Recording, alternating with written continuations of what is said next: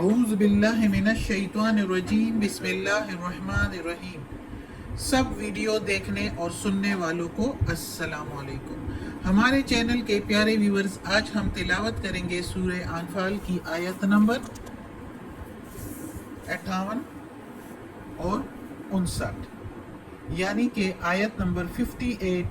59 انشاءاللہ تلاوت کریں گے ترجمہ کے ساتھ اور تفسیر کے ساتھ۔ تو چلیں شروع کرتے ہیں آج کا سبق، لیکن شروع کرنے سے پہلے چینل کو سبسکرائب کریں، بیل نوٹیفیکیشن کو آن کریں تاکہ اگلی ویڈیو آپ کو آسانی سے ملتی رہے، اور ہو سکے تو شیئر بھی کریں تاکہ زیادہ سے زیادہ لوگ دیکھیں، آپ کو بھی ثواب ملے اور مجھے بھی۔ تو چلیں اب شروع کرتے ہیں آج کا سبق۔ اعوذ باللہ من الشیطان الرجیم بسم اللہ الرحمن الرحیم۔ وَإِمَّا اور اگر تخافن تم کو ڈر ہو یا خوف ہو، من سے قوم کسی قوم، خیانتن خیانت کا یا دھوکے کا، فنبس پس پھینک دے، الیہم طرف ان کے، یعنی ان کا معاہدہ پھینک دے طرف ان کے، علی اوپر، سوائن یعنی برابر ہو جائے آپس میں، یعنی دونوں فریقین برابر ہو جائے، واپس کر دے ان کا عہد تاکہ وہ برابر ہو جائے۔ ان اللہ بے شک اللہ، لا یحب الخائنین نہیں پسند کرتا، لا نہیں یحب پسند کرتا، خائنین دھوکے بازوں کو، بے شک اللہ تعالیٰ دھوکے بازوں کو پسند نہیں کرتا یا خیانت کرنے والوں کو پسند نہیں کرتا۔ اب اس آیت میں تو اللہ تعالیٰ یہ کہتا ہے کہ دھوکے باز اور خیانت کرنے والے اللہ کو پسند نہیں، کسی بھی معاملے میں، چاہے وہ مال کے معاملے میں ہو، کسی کے مال میں خیانت کرنا، دھوکہ دینا، یا کسی کے ساتھ وعدہ کر کے دھوکہ دینا، عہد کر کے دھوکہ دینا، تو یہ دونوں ہر حالت میں اللہ تعالیٰ کو خیانت پسند نہیں۔ اب چونکہ ادھر معاہدے کی بات ہو رہی ہے، پچھلی آیتوں میں بھی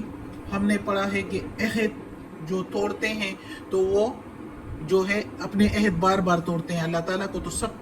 کا پتہ ہے، دلوں کا حال جانتا ہے۔ تو جو کفار تھے مسلمانوں کے ساتھ جنہوں نے معاہدے کیے تھے، وہ بھی اپنے عہد توڑ رہے تھے، چپ چپ کے دشمنوں کا ساتھ دے رہے تھے، مسلمانوں کے خلاف ہو رہے تھے۔ تو اللہ تعالیٰ نے مسلمانوں کو بتا دیا کہ یہ اگر تمہارے سامنے کسی لڑائی میں سامنے آ جائے، کھل کر سامنے آ جائے کسی لڑائی میں، تو ان کو اتنا مارو کہ عبرت بن جائے پچھلی نسلوں کے لیے، پچھلے آنے والوں کے لیے یا نسلوں کے لیے عبرت بن جائے تاکہ یاد رکھیں سارے، تو ایسی مار مارو ان کو۔ اب اس آیت میں اللہ تعالیٰ کہتا ہے کہ اگر تمہیں ڈر ہو کسی کا چوری چھپے خیانت کا، معاہدہ میں، یعنی معاہدہ کیا ہو اور چوری چھپے دشمنوں کا ساتھ دے رہا ہو، ان کو راز دے رہا ہو ہم مسلمانوں کے خلاف، تو ایسی قوم کو کہ جو اعلانیہ طور پر دغا بازی نہ کی ہو انہوں نے، لیکن ان کے آثار بتا رہے ہوں کہ وہ عہد شکنی کرنے پر آمادہ ہے یا وہ عہد توڑنے پر آمادہ ہو رہے ہیں اور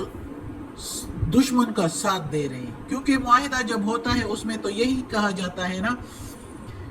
کہ ایک دوسرے کے ساتھ بھی لڑائی نہیں کریں گے اور ایک دوسرے کے دشمنوں کا بھی ساتھ نہیں دیں گے۔ تو وہ جو چپ چپ کے دشمنوں کا ساتھ دے رہے ہیں تو وہ معاہدہ کی خلاف ورزی ہوگی، چپ چپ کے معاہدے کے خلاف کر رہے ہیں۔ تو ایسی حالت میں مسلمانوں کو اجازت مل گئی، کیونکہ پچھلی آیتوں میں کہا تھا کہ اجازت نہیں ہے کہ کسی کے معاہدہ ہو اور اس کے ساتھ لڑا جائے، یہ اجازت نہیں ہے، ادھر بھی ابھی ہم پڑھیں گے۔ لیکن جو چپ چپ کے خود ہی اس طرح جو سامنے کر کے کریں تو ان کو تو مارا جائے، اور جو چپ چپ کے کریں تو اس کے لیے بھی اللہ تعالیٰ نے اس کی اجازت نہیں دی کہ مسلمان بھی چھپ چھپ کے ان کے ساتھ خیانت کرے، نہیں، اللہ تعالیٰ کو خیانت پسند ہی نہیں۔ اللہ تعالیٰ کہتا ہے کہ ایسے چھپ چھپ کے اگر وہ خیانت کرے تو ان کا عہد ان کو واپس کر دو، جو ان کے ساتھ عہد ہوا ہے وہ معاہدہ ان کو واپس کر دو، اور اس معاہدہ سے دستبرداری کی اطلاع کر کے مناسب کارروائی کریں تاکہ دونوں فریقین کو پتہ چل جائے، معلوم ہو کہ معاہدہ اب نہیں ہے، معاہدے کی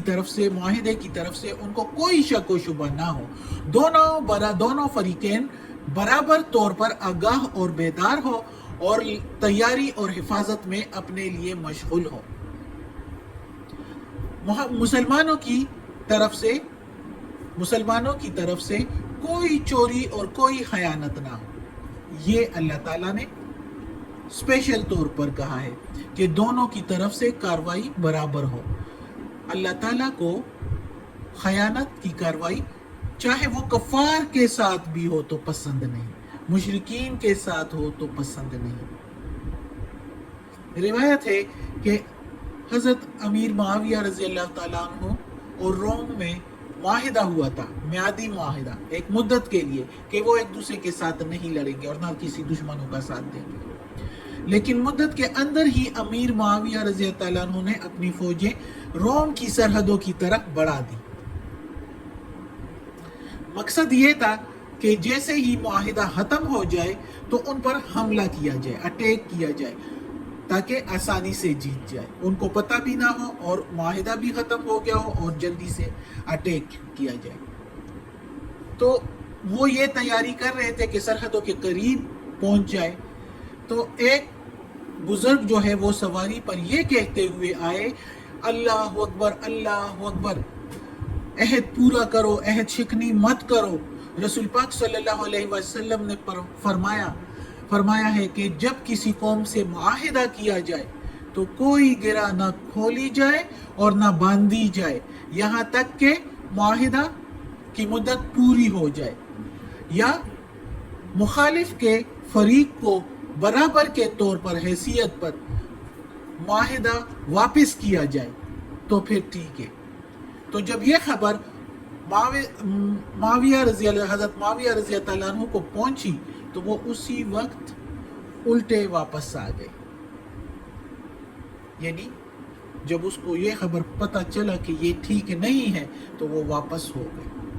تو اللہ کو کافروں کے ساتھ بھی پسند نہیں، اللہ کے نافرمان ہوتے ہیں وہ، لیکن اللہ تعالیٰ کہتا ہے کھلے طور پر، صاف طور پر جو ہے وہ مقابلہ کیا جائے، دھوکے سے نہیں، اللہ کو دھوکہ پسند نہیں۔ اگلی آیت ہے وَلَا يَحْسَبَنَّ الَّذِينَ، اور نہیں، يَحْسَبَنَّ گمان کرے، الَّذِينَ وہ جو، کفروا کافر ہے، سبقوا بھاگ نکلیں گے، سبقوا کے میننگ آگے نکلنا، تو اس کا مطلب یعنی کہ بھاگ نکلیں گے، انہم بے شک وہ، لا نہیں، یعجزون تھکا سکتے، کس کو؟ اللہ تعالیٰ کو، بے شک وہ اللہ کو نہیں تھکا سکتے، بے شک۔ اب اس آیت میں اللہ تعالیٰ کہتا ہے کہ نہ ہی گمان کرے کافر لوگ کہ وہ بھاگ نکلیں گے اللہ کے گھیرے سے، اللہ کے قابو سے، کبھی نہیں ہو سکتا۔ یہ کیوں اللہ تعالیٰ نے کہا ہے؟ اس لیے پچھلی آیت میں اللہ تعالیٰ نے مسلمانوں کے لیے کہا ہے کہ کبھی بھی معاہدہ میں دھوکہ نہ کرو، خیانت نہ کرو، تو اس کے لیے ممکن ہے کافروں کے دلوں میں یہ گزرا ہو اور وہ خوش ہوتے ہو کہ مسلمان تو غداری اور خیانت کرتے نہیں، تو ہر موقع پر ہمیں اپنی بچاؤ کے لیے اور مسلمانوں سے مقابلہ کرنے کے لیے خوب وقت ملے گا، اس بات پر وہ خوش ہو رہے ہوں۔ تو اللہ تعالیٰ نے یہ کہا کہ گمان نہ کریں یہ لوگ کہ یہ اللہ کے قابو سے نکل جائیں گے، اللہ تعالیٰ مسلمانوں کے ساتھ ہے۔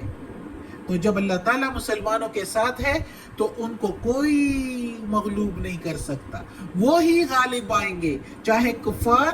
کتنی ہی تیاری کیوں نہ کر لے اور کتنے ہی انتظامات کیوں نہ کر لے، تب بھی وہ مسلمانوں کے ہاتھوں جو ہے وہ مغلوب ہوں گے۔ خدا کافروں کو مغلوب اور رسوا کرے گا، دنیا میں تو بھی اور آخرت میں تو ان کو سزا مل کر ہی رہے گی۔ اور اس طرح تم کسی تدبیر سے اللہ تعالیٰ کو عاجز، کسی پلاننگ سے، کسی تدبیر سے، کوئی مکاری سے اللہ تعالیٰ کو عاجز نہیں کر سکتے۔ اللہ نے گھیرا ہوا ہے ہر چیز اللہ کے احاطے میں ہے، ظاہر ہے سب کچھ اللہ نے بنایا ہوا ہے۔ اللہ نے بنایا ہوا ہے تو ظاہر ہے اللہ کے ہی احاطے میں ہے، کوئی اس میں کچھ بھی نہیں کر سکتا۔ تو یہ اللہ تعالیٰ، یہ کافروں کے دلوں میں اگر خیال آیا بھی ہو اور یا آئے تو تب بھی وہ یہ غور کریں، یہ ذہن میں رکھ کے قرآن میں ہے کہ اللہ کو عاجز نہیں کر سکتے۔ اگر ان کو ڈیل دی ہو اللہ تعالیٰ نے، یہ الگ بات ہے، وہ اللہ کی مصلحت ہوتی ہے، اللہ خوب جانتا ہے کہ کیا کرنا چاہیے اور کیا نہیں کرنا چاہیے۔ اگر ان کو ڈیل دی ہوئی ہو تو یہ ان کو اس پر خوش نہیں ہونا چاہیے۔ یہ قرآن پڑھ لے اور ان کو معلوم ہو جائے گا کہ اس قرآن میں کیا ہے، اللہ کیا بتا رہا ہے۔ سب کچھ اللہ کے احاطے میں ہے اور اللہ کو کوئی عاجز نہیں کر سکتا اور نہ ہی کوئی تھکا سکتا ہے، اللہ سب کچھ کر سکتا ہے۔ صدق اللہ العظیم۔ آج کا سبق ختم ہوتا ہے۔ اللہ ہمیں توفیق دے اس قرآن مجید کا ترجمہ مکمل کرنے کی اور اس پر عمل کرنے کی توفیق دے، آمین۔ یا اللہ، یا پروردگار، یا رب العالمین، یا مالک یوم الدین، یا علی کل شیء قدیر۔ یا اللہ، یہ قرآن مجید کی تلاوت کی ہے، اس کے ترجمہ تفسیر میں، زیر زبر پیش میں، تلفظ میں کوئی غلطی ہوئی ہو تو یا اللہ معاف کر دینا، تو معاف کرنے والا مہربان ہے، غفور رحیم ہے۔ یا اللہ، ہمیں عافیت والے معاملات دے، ہماری بیماریاں، تکالیف، پریشانیاں اور برائیاں ہم سے دور کر دے۔ یا اللہ، یا پروردگار، ہمیں اپنے نیک اور صالح لوگوں میں شامل کر دے، آمین۔